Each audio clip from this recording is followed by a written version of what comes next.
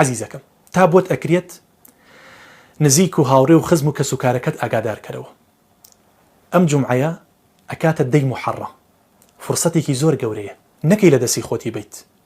ئەگە خۆتیش نایگریت و ناتوانیت دەوروبەرەکەت ئاگادار کەرەوە.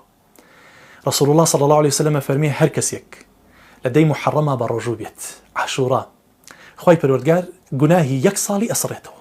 گوناهی 1 ساڵ، گوناه بەکەم نەزانیت، والله ئەشێت 1 گوناهێت ببیتە بارمتە 1 گوناهێ لە قەبرەکەتە، ئەشێت لە مووقیفی ساحی عرضاتە لە قیامەتە 1 گوناه خەجاڵەتت بکات. بۆیە بەکەمی مەزانە عەزیزەکەم، ئەگەر لە دەی محەڕەما بە ڕۆژووبی خوای گەورە گوناهی 1 ساڵ كامل مكملت بو سڕێتەوە گوناها بچووکەکانت.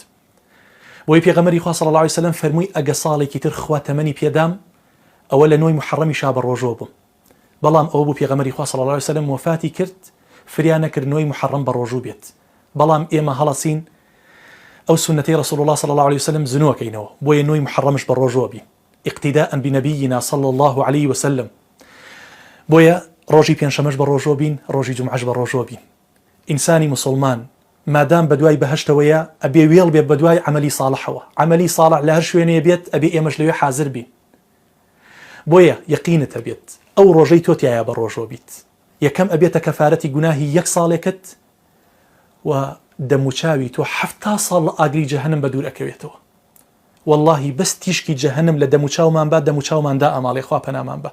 بەس هەڵمەکەی بۆ دەموچاومان بێ دەموچاومان ئەبرژێت. کەلا ئینەها لەظا نەزاعەتە لیشەوە. بۆیە بە ڕۆژوو بە لە دەی محەڕەم بۆ ئەوەی لەو ڕۆژە گەرمەیە لە ئاگری جەهەنم لە ناڕەحەتی ئەو ڕۆژە ڕزگارت بێت، بۆ ئەوەی خوای پەروەردگار لە گوناهەکانت خۆش بێت.